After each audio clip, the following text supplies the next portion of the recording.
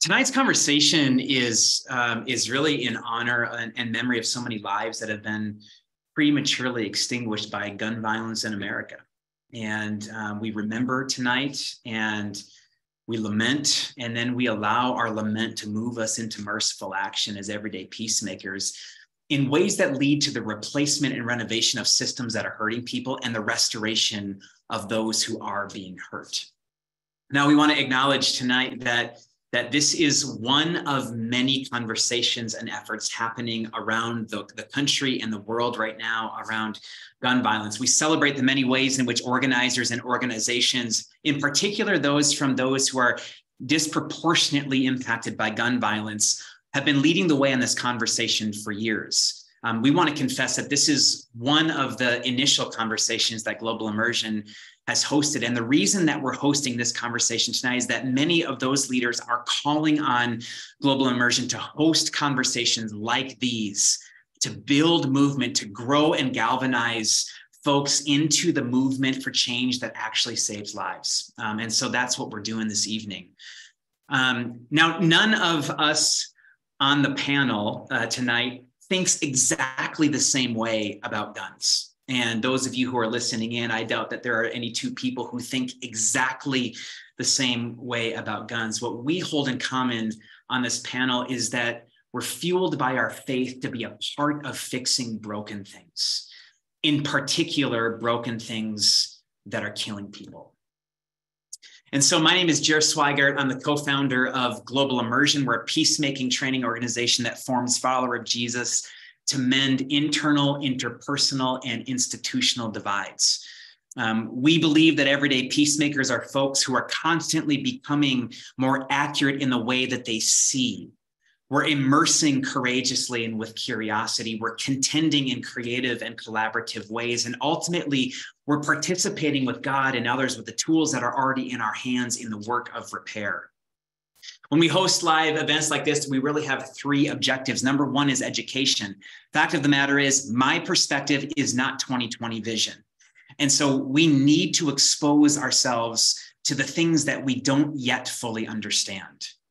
Number two, transformation. Information is not the same thing as transformation. We have to become substantively different kinds of people if we're going to be a part of change in the world. And three, mobilization. We're not created to make change alone. We actually need to link arms with one another and take practical steps in the direction of repair. Framing tonight's conversation more specifically, while families in Nashville mourn, many of our hearts are filled with anguish. And maybe some of us on tonight's call are feeling apathy, like this thing just keeps on happening and nothing seems to be changing. Our media sources are saturated with the same old tired tropes that are actually designed to hypnotize us into indifference. Now, this camel's back has been broken on this issue for quite some time, but something about this week helped me understand how personal the endemic of gun violence is becoming for many of us. My first exposure to gun violence was when I was 13 years old. I grew up in a sleepy little village in Midwestern Wisconsin. And when I was 13, I had two friends and they were on their way to play roller hockey together. And they stopped off at one of their houses because one of the dude's dads had just bought a new handgun and they wanted to admire it. And so they sat there for a while and they were holding the gun and they were admiring this gun. And when it was time for them to leave to get to the rink, one of my friends picked up the gun and held it to the face of one of my other friends. And he made a joke about how he's not ready to leave quite yet. And he pulled the trigger and it instantly killed our friend. And so at the age of 13, my hockey teammates and I were the pallbearers to our friend who died of gun violence in Midwestern Wisconsin. Fast forward the clock to August of this year. There was a attempted mass shooting at a grocery store in my hometown of Bend, Oregon. Attempted mass shooting because the shooter only successfully took 2 lives rather than the masses that he intended.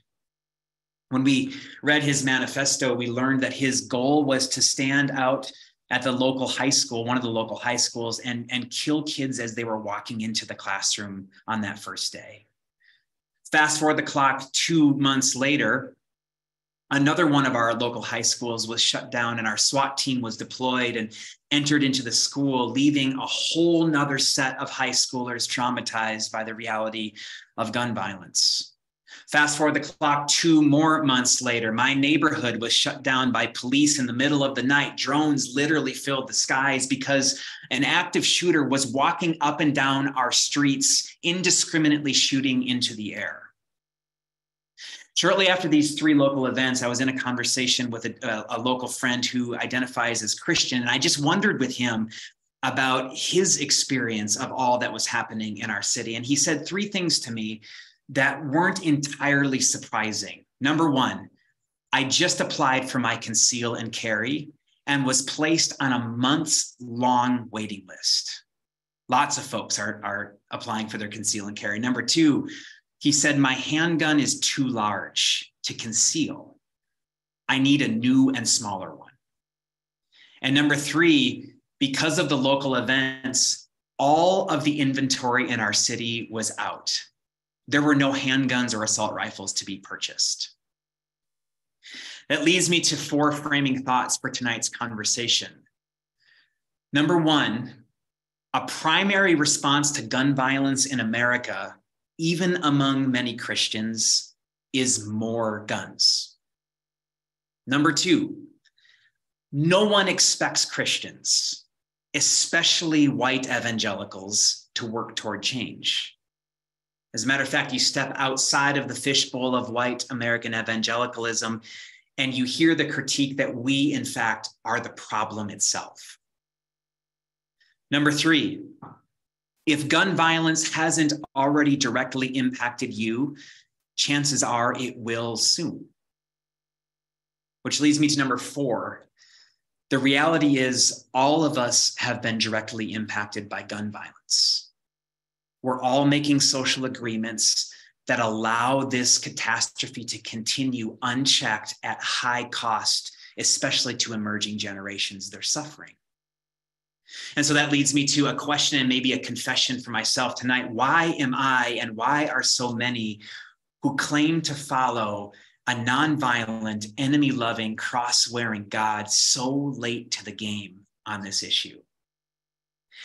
And then how and when and where do we begin? That's really the point of tonight's conversation. I'm thrilled about tonight's panel. It's a beautiful collision of worlds for me. Shane Claiborne from Red Letter Christians has been a friend and a conspirator in the restorative revolution for over a decade. And many of us on the call, no doubt, have been impacted by his clarion call to creative love. Mike Martin, he's here to talk about our national fixation on guns, its incongruence with Jesus, and what it's costing us. Mike Martin from RAWtools is a dear friend who's taken Isaiah's vision of beating weapons into garden tools seriously, making it very practical and very contemporary.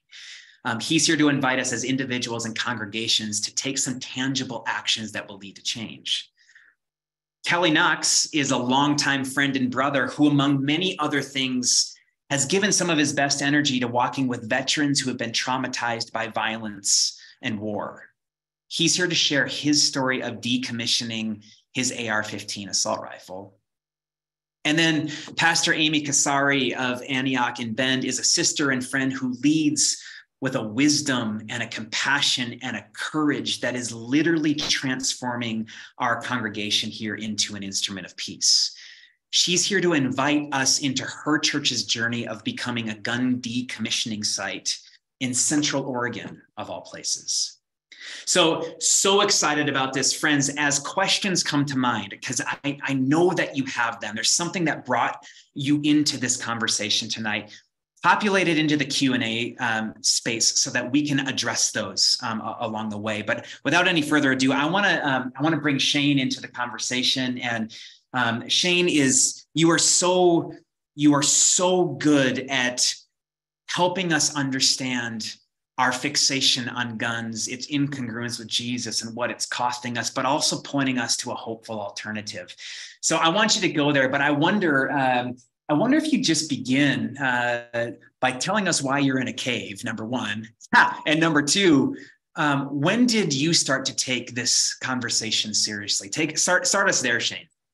All right. Yeah. Thank you, buddy. And it's just wonderful to be a part of this important conversation. I am not in a cave, but I do have a Lenten practice with my wife of using oil lamps. I'll try to turn it up a little bit. And I do realize there's a blatant contradiction between using a laptop computer and an oil lamp, but here we find ourselves. So, I grew up in Tennessee, fell in love with Jesus in the Bible Belt. And I also began to have my worldview, my politics shaped by that Bible Belt culture where we very passionately, I called myself pro-life, but we had really narrowly defined that to one issue, really, to abortion, that I began to look at so many of these other issues like gun violence and see that we weren't nearly as passionate about some of the other issues of life and death. And I grew up with guns. I grew up hunting with my grandfather. Most of my family are still gun owners, but they're also gun owners that are concerned about gun violence. And we've had this ongoing conversation happening in our family. And I hope, tonight is a part of shaping a better, more courageous conversation, nuanced, not just kind of the cultural paralysis, but to really talk about how we can save some lives. And a lot of this for me too, Jer, is proximity makes all the difference in the world. Where we sit determines what we see.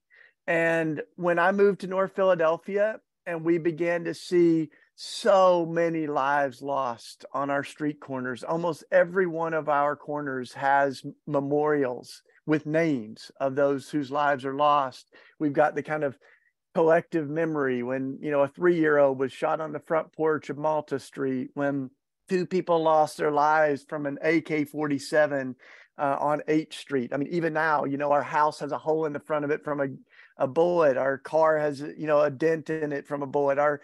My plum tree, for the love of everything, has a branch shot off by a stinking. So this is real, but really for me, it was when a 19-year-old named Papito was shot right in front of my house, and he was still alive. And I was there to hold his hand, to pray with him. The ambulance came. He was still fighting for every breath. And the next morning, we found out that he had died. And that was the moment for me where I remember those words of Dr. King when he said, we're all called to be the Good Samaritan and lift our neighbor out of the ditch. But after you lift so many people out of the ditch, you start to say, maybe we need to do something about the whole road to Jericho. And it was right after Papito was killed, incidentally, that it was also the season of Lent, right before Easter. And so we took our services into the streets, and we had the Stations of the Cross, remembering the violent death of Jesus and the women weeping at the foot of the cross. We did that on our corners, remembering the lives lost here. The young men in my neighborhood carried the cross, and we put it in front of the neighborhood gun shop, which was called the Shooter Shop. And it was not just any gun shop, but notoriously irresponsible, landing, hundreds of guns on the streets here in Philly. And I got to tell you, it was one of the most powerful services of my life. We read the gospel narrative of, Jesus's death. And then we really felt moved by the Spirit to invite the moms and dads who had lost their kids to share their own story of their passion, their suffering, their tears. And something just holy happened. I can remember it was like the suffering of Jesus met the suffering of our neighborhood. And afterwards, this woman came up and she was shaking with emotion. And she said, I get it. And I said, what? And she said, God knows what it feels like to lose his son. And she said, God knows what it feels like to be me. And that's when I realized that was Papito's mom, the mother of the 19-year-old. And it's one of the most powerful articulations, I think, of the Christian gospel that I've ever heard, better than anything I learned at Princeton Seminary. It was that sense that God is with us in our suffering, even to the point, as we remember this Holy Week, that Jesus said, my God, why have you forsaken me? That kind of long loneliness, that agonizing pain that so many people feel right now. And so I'm convinced that not only is this a public health crisis, but it's also a spiritual crisis in America. Part of why Mike and I wrote Beating Guns together is because we began to discover how deeply I'm going to use a word, a religious word, idolatry, right, of guns has begun to affect the church and our theology. Idols are things that we treat with sacredness and reverence. We attribute sort of a godlike quality to them. Idols are things that we're willing to die for and kill for and sacrifice our children for. And they are not God, but we sometimes act like they are. And so, right now, I really believe that this is a crisis in the Christian church. As Mike and I say, the cross and the gun give you two very different versions of power. And one of them says, I'm willing to die. And the other one says, I'm willing to kill. And it becomes really impossible to reconcile this idea that we're to love our enemies while simultaneously preparing to kill them. This gun and the cross, or we might even say the sword, are offering us two different versions of power. And we like reflecting on Peter when the soldiers come to arrest Jesus, and Peter still impulsively picks up his weapon, and in his case it was a sword, and he tries to stand his ground, and he injures someone. He cuts a guy's ear off, and Jesus's response is so unmistakable and so important that he ends up scolding Peter and saying, no, put your sword away. And then he heals the man that Peter wounded and makes it really clear that this is about love, that we're not going to counter violence by emulating it. And of course, Jesus models that all the way to the very end when he dies, forgiving those who are executing him. So that, this goes to the very heart of the gospel. And the early Christians said when Jesus disarmed Peter, he disarmed every one of us who would dare call ourselves Christian. If ever there was a case to use violence to try to protect the innocent, Peter had the strongest case in the world. And so this is why, I think we think it's a spiritual crisis. I want to, just say briefly, like what you asked me to talk a little bit about the cost. And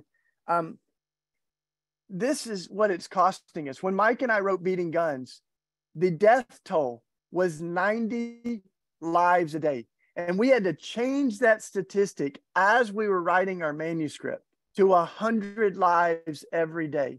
Now that number is even higher, 120 lives a day that are being lost to guns. Every single one of those is a child of God made in the image of God. So it's now some 40,000 lives every single year that are being lost. In my lifetime, I'll just throw it out there, y'all. I'm 47 years old. And in my lifetime, we've lost more lives to guns domestically than in all of the casualties of all of America's wars throughout history. In the pandemic, just the last few years, guns became the #1 cause of death of American children, more than cancer, more than car accidents. And that's why we insist that we cannot say that we are pro-life and ignore gun violence, the #1 cause of death of our kids. So just to lay a few other things out there that show it doesn't have to be this way. In America, we've got this unmatched infatuation with guns. We have more guns than people, even though, check this out, 2/3 of Americans are unarmed, choose to live without guns. And yet we've got more guns than people. We have a very small group of people, 3%, that own almost half of the guns, an average of some 20 guns per person. Mike and I wrote about one guy out there in Colorado that has 4,000 guns. And of course, he got robbed. One of his own family members, I think, drove a car into his building to steal his gun. I mean, so it's just, we have a problem, right? It's an addiction. It's a form of idolatry. It's a sickness. And just as an alcoholic doesn't say, I need more whiskey to solve my drinking problem, more guns are not going to solve our gun problem. Where there are more guns, there are more gun deaths. That's it, right? And there are more suicides. It's important that over half of our gun deaths are suicides. Many of them, I'm sure, as Kelly will point out, are veterans. But guns are important because the access to a gun makes suicide all the more effective when someone's wanting to take their life. When someone tries to take their life with a gun, almost always they succeed 9 out of 10 times, or they end up taking their life. But when they use another method, poison or any other thing, it's upwards of 90% of them survive and they get a second chance. And most of them do not die by suicide. They're able to get help or treatment or rethink the crisis that they're in. So whether it's suicide or the love of our young people, all of this doesn't have to be this way. Now there's folks that say this is not a gun problem, it's a heart problem. And what Mike and I say in beating guns is it can be both, right? And God can heal the heart problem, but we need to address the gun problem. As Martin Luther King said, a law can't make you love me, but it can make it harder for you to kill me. And I'd suggest that should be our goal, making it harder for people to kill other folks. And right now we're making it really, really easy. I think I'll stop, but I have a handful of ideas if we want to get really practical, of just like beginning to brainstorm, what some of those policies might look like. But I'll stop. Yeah. We'll come back to that in a second. Just give us one quick analysis, if you can, Shane. I've heard you talk about this in the form of an idolatry. You just did it at the beginning of your thoughts here. Help us make sense of what seems to not just be an American fixation on guns, but there seems to be an American Christian fixation on guns as well. And I wonder how you're observing that and what you might say to us about that. Well, it does reveal, I think, a deep hole in our theology, because many of the same people that said we don't need masks because God's going to protect us still feel like they need an AR-15, and so there's this kind of paradox. But I think it has everything to do with fear, and especially of folks that you would think would stand on the promise that perfect love casteth out fear, that even if they kill us, we're going to rise from the dead. Like, we have nothing to be fearful of. And yet this has everything to do, I think, with fear. I mean, there's also an idea that we're going to need to protect our family. And yet when you look at the data, you see that a gun is much more likely to kill someone that you love, either through suicide or accident, than it is to actually be used to defend your family. So we've created a narrative that actually doesn't match the data. And this is what's really disturbing, though, Jer, is that when we were researching for beating guns, we found that the highest gun owning demographic in America is Christians. Almost half of Christians own guns, whereas 2/3 of Americans live without guns. So we are arming ourselves at a higher rate than the general population. The folks worshiping the Prince of Peace are the ones that are packing heat. Oof.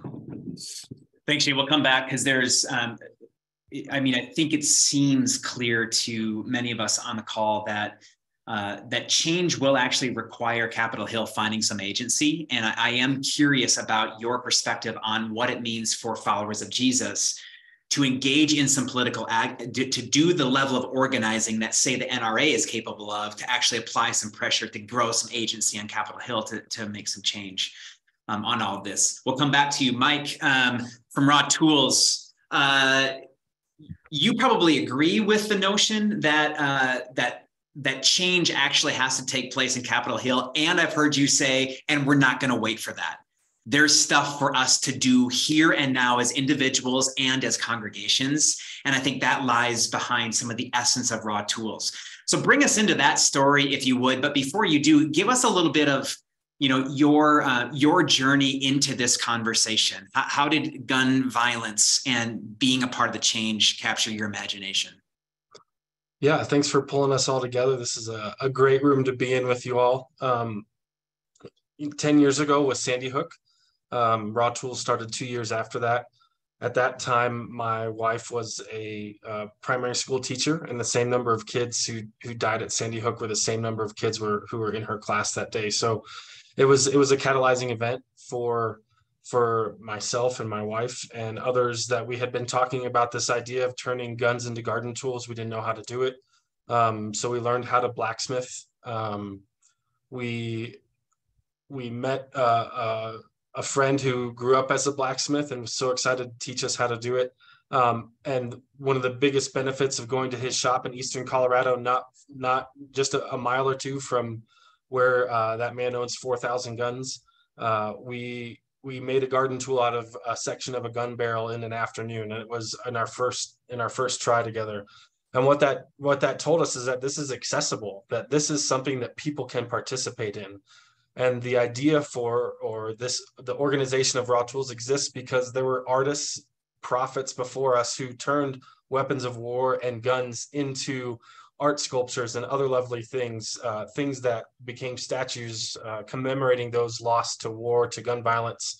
And that really cultivated this space for RAWtools to exist. And so coming out of that, the experience of seeing Sandy Hook after Columbine is kind of the thing that I was in high school at the time that happened. And it felt so rare at that time, like no way this can happen again. But Columbine kind of was that, the younger echo. The victims were so much younger and so much more poignant. Of course, we thought something would happen then, but nothing really happened. A lot of organizations started, a lot of great advocacy organizations. And so RAWtools doesn't look toward advocacy so much, but we want to engage communities in the act of turning a gun into a garden tool, but do it from a survivor-centered lens. So in our book, we talk about a wonderful woman named Charlotta Evans who lost her 3-year-old son to a random drive-by shooting. Kids got gun that they knew was not stored safely by a parent of one of their friends and drove by to impress some local gangs, and ended up killing this 3-year-old. They didn't intend to do it, but they were kids themselves, 16, 17 years old, sentenced to life in prison. And Charlotta Evans advocated for their release, and some of them have been released because they were sentenced as juveniles. And so her story of transformation and forgiveness and the access to restorative tools that churches don't access enough and put to use in our neighborhoods to help build community and recognize resources and what's available to help hold up the pillars that need to stand so we don't get thrown into the access of guns and thinking that they're a viable solution to the problems in our life, whether that's a problem with a neighbor or a problem within ourselves. So where we point that gun matters. And as Shane talked about, a huge portion of that is suicide. So all of our work, we kind of focus on 3 programs: turning guns to garden tools, training for war no more, which is the active kind of introducing people to nonviolence 101. If I don't have a gun, how do I feel safe? And I think that's kind of the crux of why people fall into the fear of needing to get that gun. And when they have that gun, they don't imagine so much the other possible solutions to conflict in their life, whether that's someone coming into their house or walking down the street and bumping shoulders and someone taking it the wrong way. There's so many different ways we get into conflict, and we need to be better at how to deal with that. And the last one is Vine and Fig. How do we look at the systems that influence and encourage violence as viable solutions to conflict and flip them around, especially from a Christian perspective. And I think the passage in Micah and Isaiah tells us how to do that. And turning our guns into garden tools, our swords into plowshares, forces us to learn and discipline ourselves in the alternative practices that make for peace. Some of that involves forgiveness. Some of that involves making sure we have access to healthcare, basic necessities, shelter, food. That's what it means to be under a vine and fig tree in fear of no other. There had to be systemic change somewhere for us to be able to welcome each other with open arms instead of bearing arms. And so the way we do that is invite churches. We travel across the country turning guns to garden tools, community organizations, and invite the voices of those who've been impacted by gun violence to be centered at those events, all while we're turning a donated gun from the community into a garden tool. And then we end those events around the anvil, first inviting those who shared. And this happened with Shane and I in Philly. The first time we did this, there were 3 mothers one happened to be Muslim, 1 Jewish, and 1 Christian. And the last mother, they all kind of, it didn't feel as planned so much, but they gravitated towards the anvil and they took the hammer and they beat on the gun that we were working with. And there weren't enough Kleenexes in the parking lot to go around. But the last mother hit that gun barrel. We always talk, you strike while the iron's hot. We've all heard that phrase. Well, it's a blacksmithing phrase that if you hit while that iron is cold, it'll crack. Well, this mother was carrying so much weight from her son being lost 25 years prior. And when she picked up this hammer, she kept going. It didn't matter if that gun barrel turned cool and we need to put it back in the forge. But every time she hit the anvil, she said, "This is for my son." And by the time she was done hitting, the weight of the hammer almost pulled her to the ground. She just couldn't lift it anymore to hit it. And we've seen that time and time again when we invite people to the anvil, that not only is the act of blacksmithing very provocative and interesting to go watch. If you pass it like at a festival or something, you want to go take a peek. What are they making? What are they doing? But when you add this combination of people who've been harmed by gun violence and they get to literally beat the hell out of something that has brought hell to their life, something that they actively have to escape every day when they wake up. But at the same time, they're not just doing it to destroy it. They're actively making it into something that will cultivate life. And I think that's the prophetic imagination that we need to lean into as we turn these guns into garden tools. We're not just doing buybacks to get guns off the streets. We're doing buybacks to center survivors so that the people who are accompanying cars through the buybacks thank those in the cars because they've lost loved ones, or the people volunteering at the saws have lost loved ones. And part of the healing is helping cut up that firearm. But then also holding events where we get to move from the weary to the hope and turn that gun barrel into a garden tool and invite the community to be a part of it. Because I think what we get sucked into, that numbness that you talked about, is this news cycle just turns over so fast. And, with Buffalo and Uvalde and Milwaukee, all of that happened within weeks of each other. And it was hard to sit in that. Even here with Club Q in Colorado Springs, where I'm at, all that's attention's gone. But what do you do when the trial starts up in a few weeks here and all of that trauma is brought back together? Do we have the resources and grief processing spaces for people to have a safe space to yell and scream and cry and weep together, so that we can hold all of this grief in healthy ways, so that we don't also get into this victim offender cycle that really the industry of guns wants to pull us into. There's a reason gun industry does so well after mass shootings, like in Bend, Oregon. There's a reason it does so well in elected officials who are assumed to start pulling guns off the streets. So there's a lot that the Christian imagination can do in this conversation, but also pull us into action that we need to keep communicating with our legislators. But when we need something to do with our hands, turning a gun into a garden tool is a part of it. Giving up your firearm because the cost of owning it no longer outweighs the cost of losing more kids.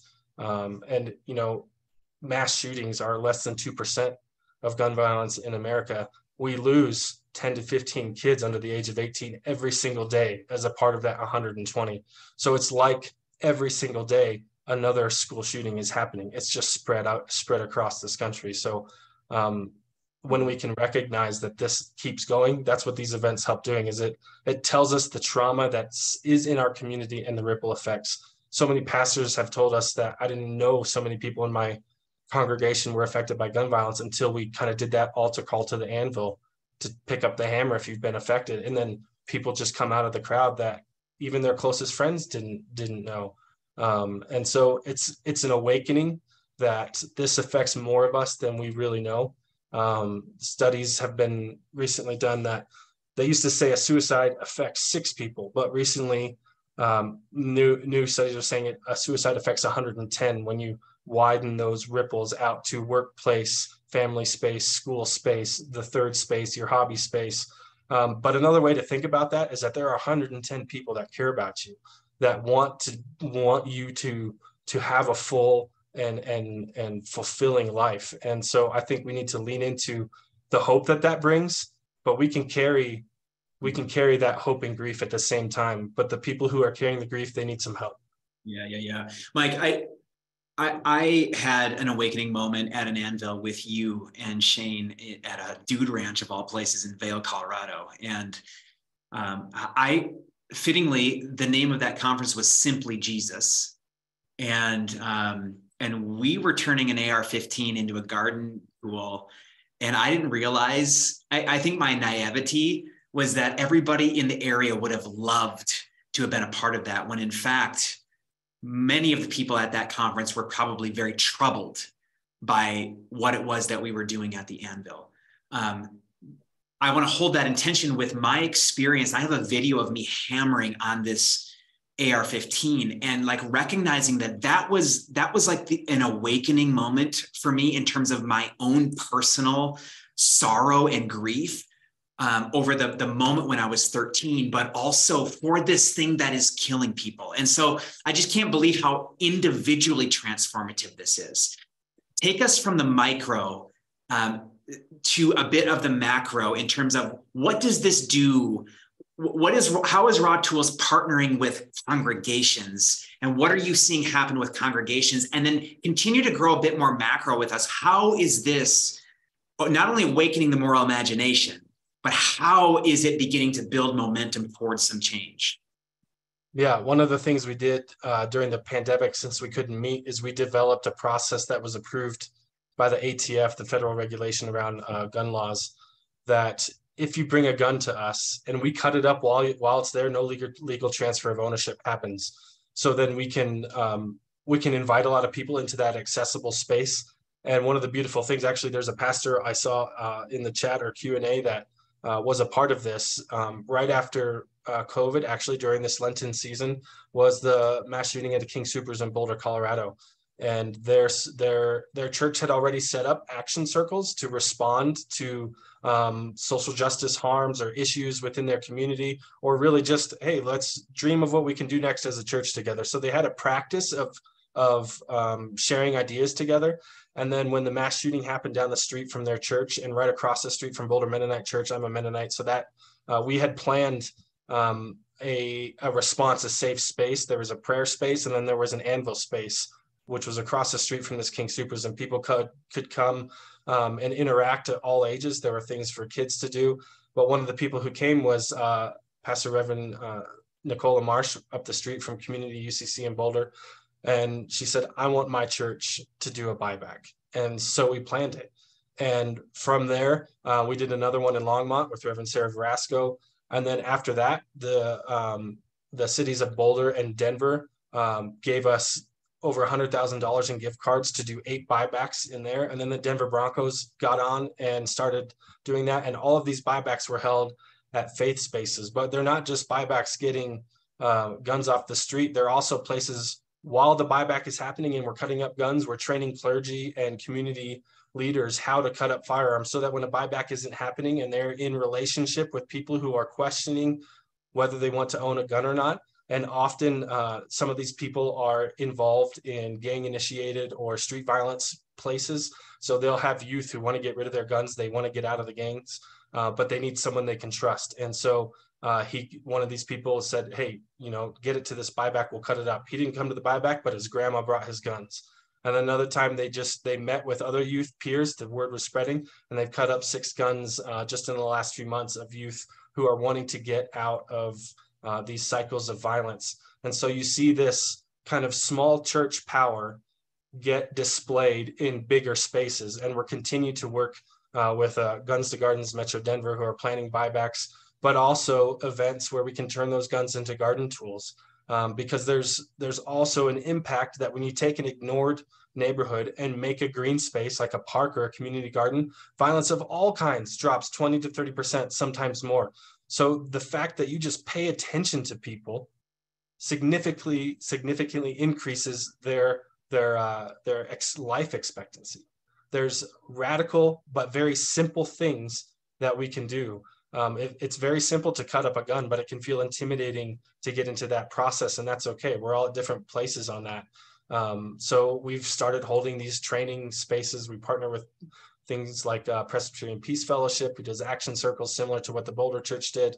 5 different meetings to get people and their churches to be safe surrender sites, whether it's a buyback or not. Just, hey, we're having a day where we're going to have a saw ready to cut up unwanted guns, and those guns are going to be made into garden tools. We partnered with a small suburb of Colorado Springs, Manitou Springs, to cut up their disabled weapons. And what we could make into garden tools, we sold to support our organization, but not all the parts of a gun can make a garden tool, but it can make art. And so we put all these broken up disabled pieces of guns on a table at a youth maker space, and youth just started making all kinds of things out of it. And those were sold to support a local restorative justice practices and facilitation space in the area. So there are ways we can connect to the intersections of gun violence, like suicide, domestic violence, street violence, safe storage, police violence. All of these things need different answers. And that's what's so complicated about gun violence, is that it manifests in different spaces. So for those of us who are listening in, I'm hoping that our imaginations are being awakened right now. For those of us who have sat and go, like, I've made the calls to the politicians. I've sent up my thoughts and prayers. I've posted on socials. I don't know what else I can do. Like, there is an organization called RAWtools that's saying you can actually decommission your gun, and we can work with you to turn it into a garden tool. And then we can actually begin to mobilize youth to create art out of weapons. We can create green spaces in our cities. So for those of you in particular who are listening in from a congregational lens, you're a congregational leader, you're an elder, you're a staff person, you're a pastor in a congregation.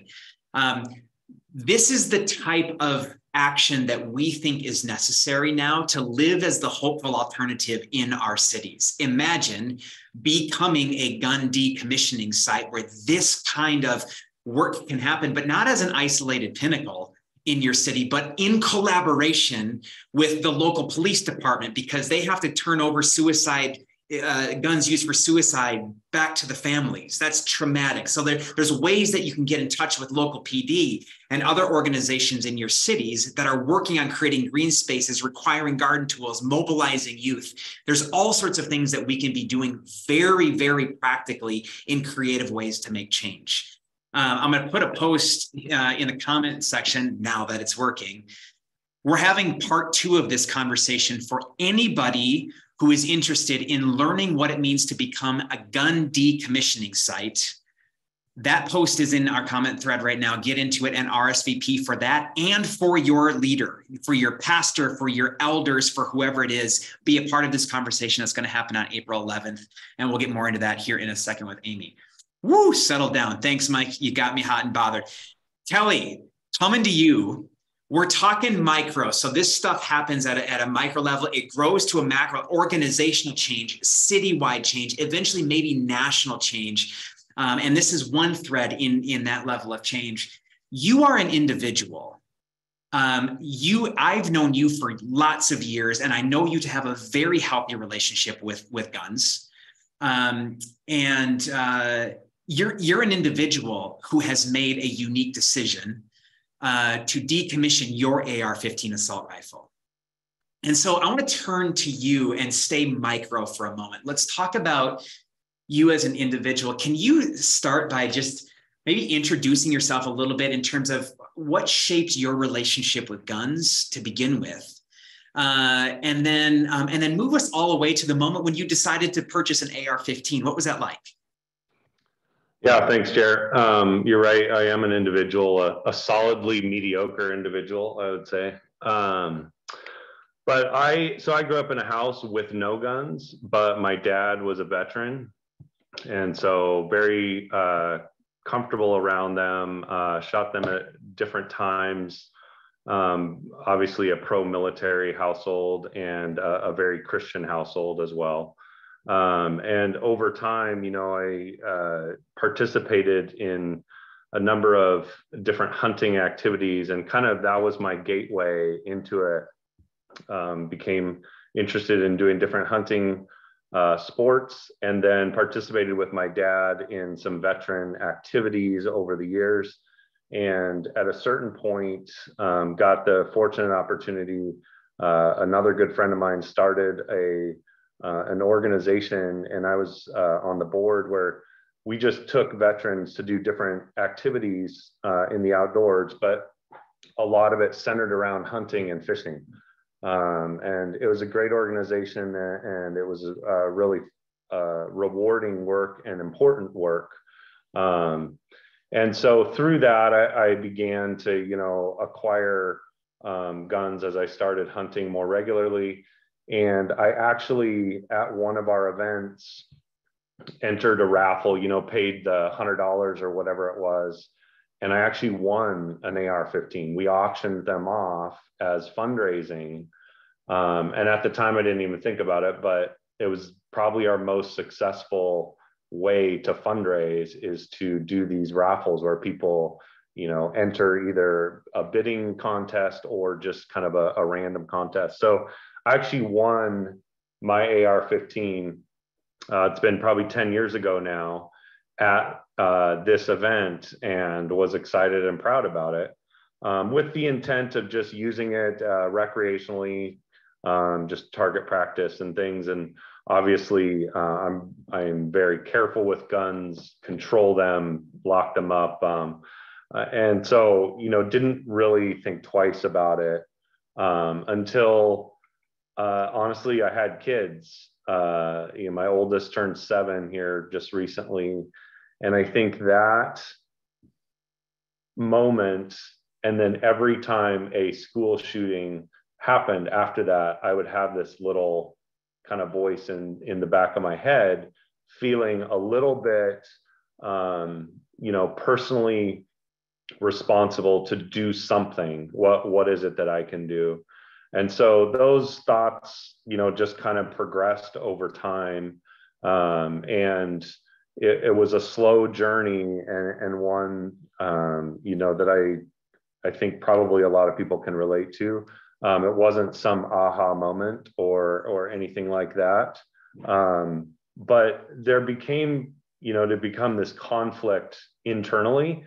And it was probably in, 3 or 4 years ago, where I felt like I was in any conversation where an AR-15 came up, I was having to take a stance and clarify why I owned this particular gun. With certain people that are very into guns, it was a stance to clarify, that I don't believe this is some inalienable right, and that I do think there needs to be, more regulation and things around that. I felt like I had to defend, almost like be yeah, but. And then on the other hand, people that were really anti-gun and wanted to see more gun control, I had to also clarify, well, just because I own this doesn't mean that you should lump me in, with these other people. And it's interesting, I'm not afraid of conflict. I actually lean into conflict quite a bit. But what it did is this conflict really created this tension within me that made it clear I needed to choose to do something. I couldn't just stay in this tension forever. And so that's really, what drove me to the point that I reached a couple years ago in deciding what to do there. So Kelly, I just think it actually is helpful to hear someone like you express like the journey itself. it wasn't an aha moment, get rid of my AR-15. It was like just these pinches along the way that caused you to be like, I don't know what I think about being a guy who owns an assault rifle anymore. So you get to a place where clearly you're like, I don't think it is good for me to own this. Tell us about arriving to that decision, and then how did you know what to do? I mean, nobody knows how to get. Most of us would just resell the AR-15. You're up $1,000. Great, good for you. Someone else owns the. You didn't do it that way. So how did you find a gun decommissioning site? Yeah, well, it's exactly right. So I reached a point a couple years ago, and I made two choices. One is I made a personal decision not to own any weapon for self-defense. And I didn't at that point anyway, so I didn't have a gun for self-defense, but I made a decision to not do that. And then I made a decision to decommission or excuse me, get rid of this AR-15. And I really, at first, I was just going to give it to a veteran or, do something, kind of give it back to the organization that I was a part of. But the more that I wrestled with it and the more that I talked to a couple different people, including you, nobody was saying that was not a good thing to do, but it was something within me that wanted to take it out of commission, whatever that meant, but take it out of circulation, if you will. And it was some of those suicide stats that Shane mentioned at the beginning is why I didn't want to take the chance of giving it into the hands of somebody that could use it for harm against themselves, quite frankly. And so I really wrestled with what to do. And, I sat on that decision kind of unsure for about a year. And I'll be honest, I got tempted a few times to sell it and take that. I could have gotten easily $2,000 for my gun. And I got a lot of expensive hobbies. I could have put that to use. But I just felt this conviction to do something meaningful, not for everybody else, but just for myself. And so, it was through a conversation that I had with you in 2021 that really alerted me to RAWtools. And so I checked it out and was really inspired by the organization's story and their mission. And, I really admired it. And so I reached out and got connected with a group here in Portland, a church that had just recently become a decommissioning site. And I think I was their second gun that they had ever decommissioned. And the guy that did it had never seen an AR-15. So the one that he had done before was an old family heirloom gun, didn't even work. And so it was interesting. I am not a symbolic person, I would say, by nature. And I didn't want to do this for symbolism as much as I wanted to do it just to take this gun out.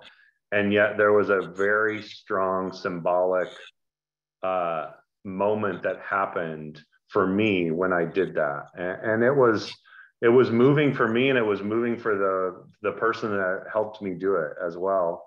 I was shocked because he actually let me do the saw, chop the gun. And it was a cool moment. That's amazing. Hey, last thing, Kelly, for now, it changed something in you. And I wonder if you can try to take a stab at what is it changing in you?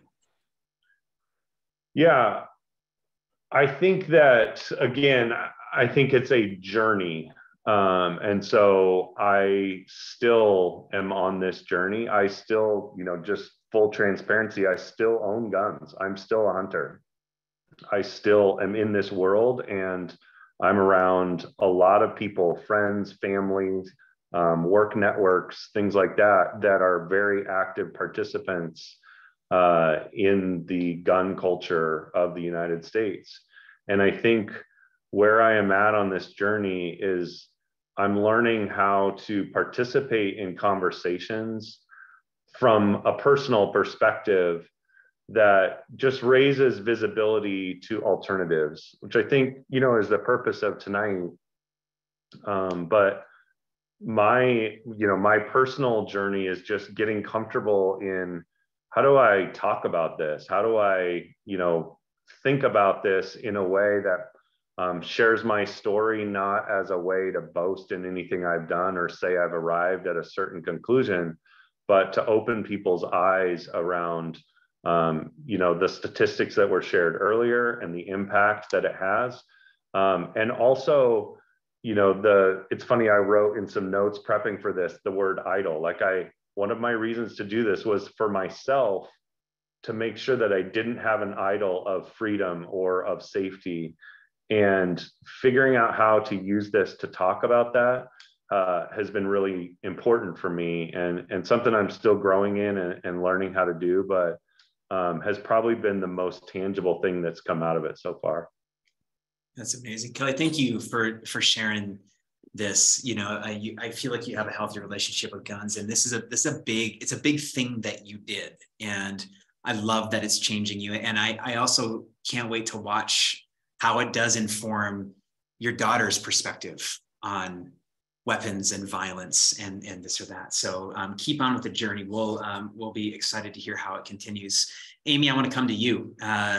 Here you are as an individual, clearly, but as a pastor with some institutional influence. You lead a congregation in Central Oregon, which is one of the most heavily saturated spaces of white militias and therefore guns in the country. And you are on your way alongside your team and congregation of becoming a gun decommissioning site.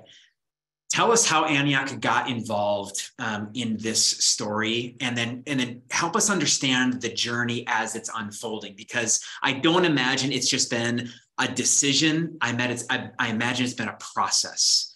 So will you invite us into that? Yeah. Thanks, Jer. Thanks, everyone. This is just so inspiring and amazing. Thankful for y'all. It's interesting in this world we live in with the news cycle and the social media cycle, where things like peak and then disappear, and then peak and then disappear. And someone said there's always a spike after a mass shooting. And I live in that space with a justice-minded church where we are working with God towards the reconciliation of all things, slow and steady. And it's just been a beautiful process to lead my congregation, and having a mission statement of the reconciliation of all things gives us a lot of room.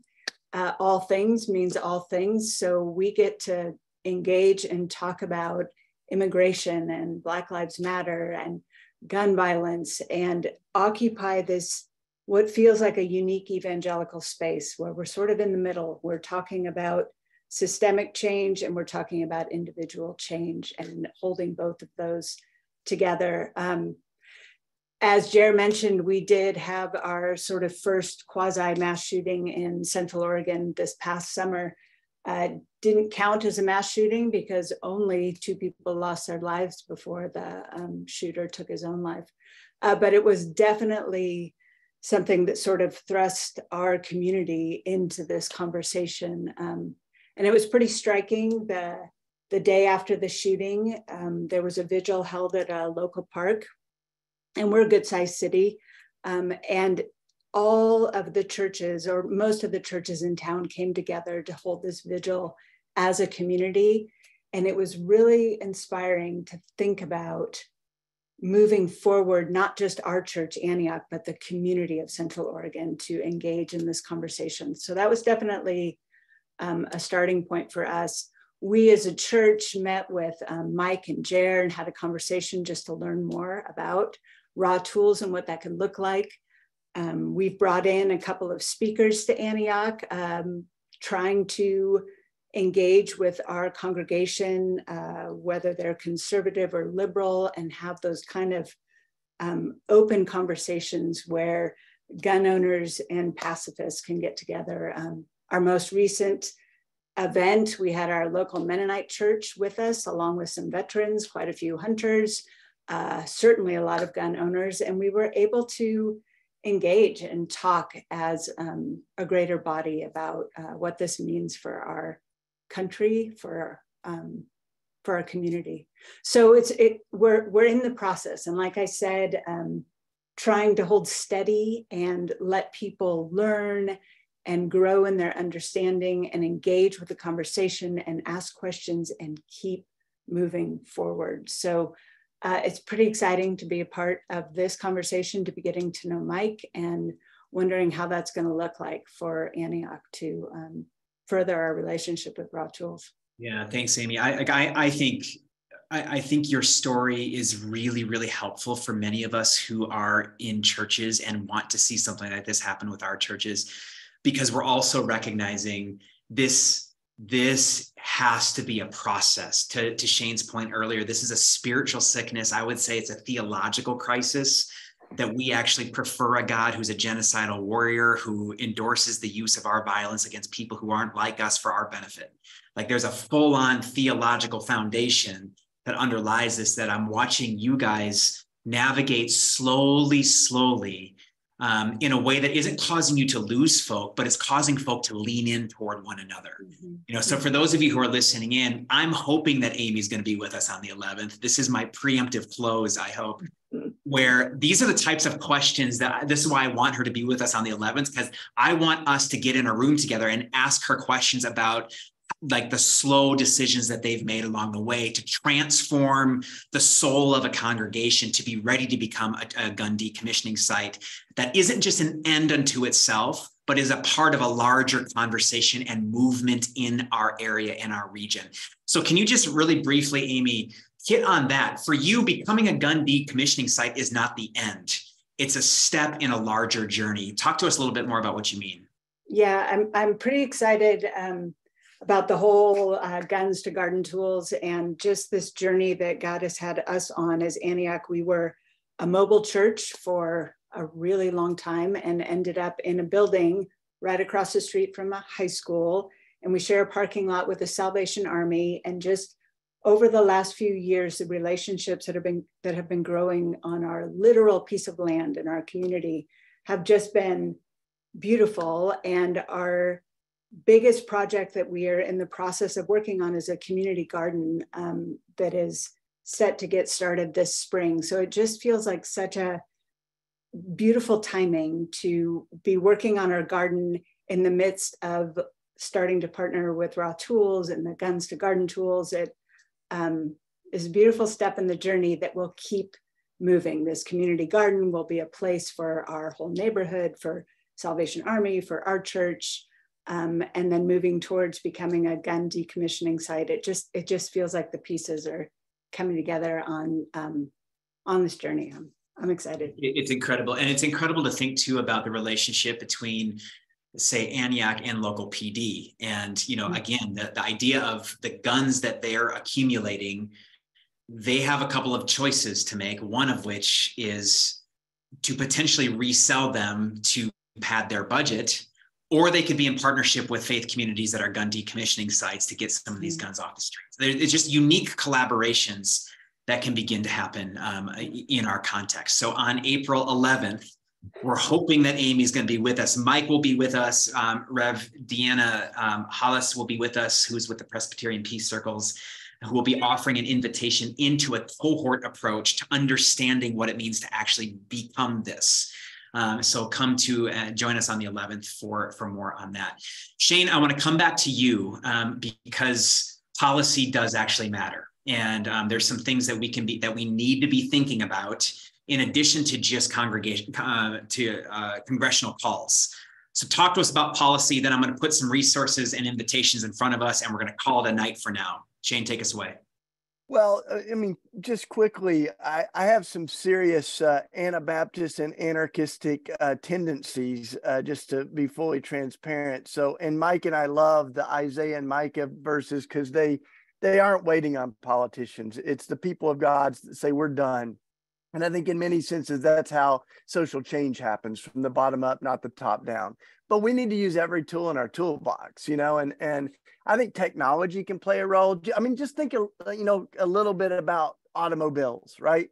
They're not designed to be deadly, but they can be really dangerous. So we've done a lot of things with technology, airbags and seat belts and all these different things. I think with guns, we can have fingerprint technology, like we operate some of our cell phones, and that would make it a little bit harder, you know, to have a stolen gun or for a kid to find it, to operate it, if the fingerprint was a part of what, you know, like a smart gun technology.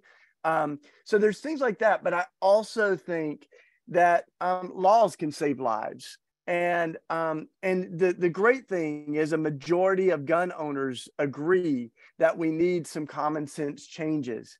And I just throw this out, like, not as an anecdote, but just as a brainstorm. You know, I think it's good to leave thinking, like, what can we agree on? And most gun owners agree on some of these changes. So things like one of the laws we're going for, Jer, in Pennsylvania, is called one handgun a month. And it would allow one person to only purchase 12 handguns. This is just handguns in a year. You go 12 handguns per person. That's just a very sensible limit. Who needs more than 12 handguns? I'll tell you who. Someone who's making money probably off of selling handguns. So why don't we have laws like that? They keep getting blocked by a really extremist group of gun extremists and enthusiasts that don't represent a majority of gun owners. Things like a limit to how many rounds a gun could shoot. So let's say 10 rounds without reloading. Like our hunter friends in Pennsylvania say, you don't need more than 10 rounds to shoot a deer. So why would we have guns that are designed for one purpose, like the AR-15, to kill as many people as possible, as quickly as possible? And that's exactly what they keep getting used for, right? I think there's things like raising the minimum age. Like we know a disproportionate amount of gun violence happens between 16 and 20 years old. So, you know, we don't trust teenagers, or we don't trust, you can't rent a car or buy a beer, but you can own an AR-15, right? So let's think about domestic abusers having access to guns, because we know that's like kind of an indicator that if you're hurting your own family, you might be likely to hurt someone else. Red flag laws, if someone's a danger to themselves or to others, that people could flag that and say, you know, let's just check on them and make sure, you know. So all of these, you know, again, just to kind of get us going and say, laws aren't going to change everything. You know, people that say people will still hurt each other, they are right. Like if we got rid of every gun, folks would still find a way to use a car as a weapon or a pressure cooker, like in the Boston Marathon, to turn it into a bomb. But the fact is that right now, where America is unique is that, you know, every country in the world has folks that are prone to violence or struggling with their mental health, or they're racist and want to carry out their ideology. But what's unique about America is we're allowing sinful people to have access to almost limitless power to destroy life. And that's why well-regulated was written into the Second Amendment. Ooh, common sense. Microdose us in the direction of common sense here. That's super, super insightful, Shane. Thanks. Friends, Kelly, Amy, Mike, Shane, riveting evening. Super, super, super practical conversations here. We're moved by the problem. We get to be the hopeful solution because we follow an enemy-loving, nonviolent, cross-wearing God who invites us to live, love, and lead likewise. And so we should be the people to put on the hopeful alternative. It's time for us to get in the game. And this has been a really, really insightful and helpful catalyst in that direction. There's a couple of things that I wanted to draw your attention to. Number one, the session on April 11th. Get yourselves and get your faith leaders into that conversation. Mike Martin, Reverend Deanna Hollis with Presbyterian Peace Fellowship, hopefully our very own Amy Kasari, talking to us about the practicalities, the obstacles and opportunities of becoming a gun decommissioning site and how that wraps us into the infrastructure of our community. That's what we're going to be doing. It's April 11th. It's 9 a.m. Get your people involved in that conversation, and let's start connecting the dots, forming some coalition and some movement around this. We're late to the game, but it's good that we're in it. So that's number one. Number two, Shane, talk really briefly about what's happening in Philly tomorrow and how we can tune in. We don't always think of Dr. King as a victim of gun violence, but he was. And so tomorrow is the anniversary of his assassination. It's 55 years since his death, and he was such a champion of nonviolence. He was also a gun owner that rethought his relationship with guns and decided we're not going to fight violence on its own terms. And so what we're doing is chopping up a gun similar to the one that killed Dr. King during the hour that he was killed 55 years ago. We're reading Dr. King quotes from faith leaders of many different faiths around the city of Philadelphia. It's an interfaith event, and we're tolling the bell 55 times of the Philadelphia Cathedral. So it'll be live streamed, and we hope y'all can join us. And yeah, it's going to be a powerful night.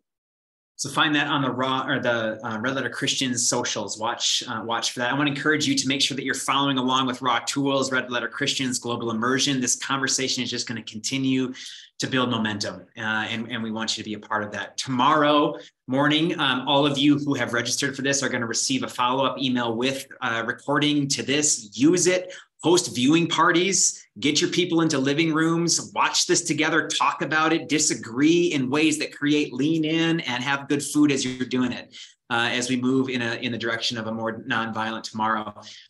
You'll also have all links to the resources mentioned in this conversation: books, documentaries, talks, invitations to April 11. All of that stuff's going to be quick linked in that email for you.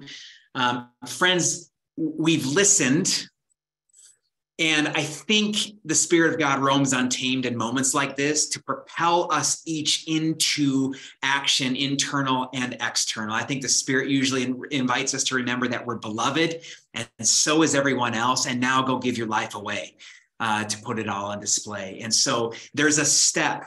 You're provoked. There's something going on with you. Turn the information into transformation by accepting the invitation and taking a step.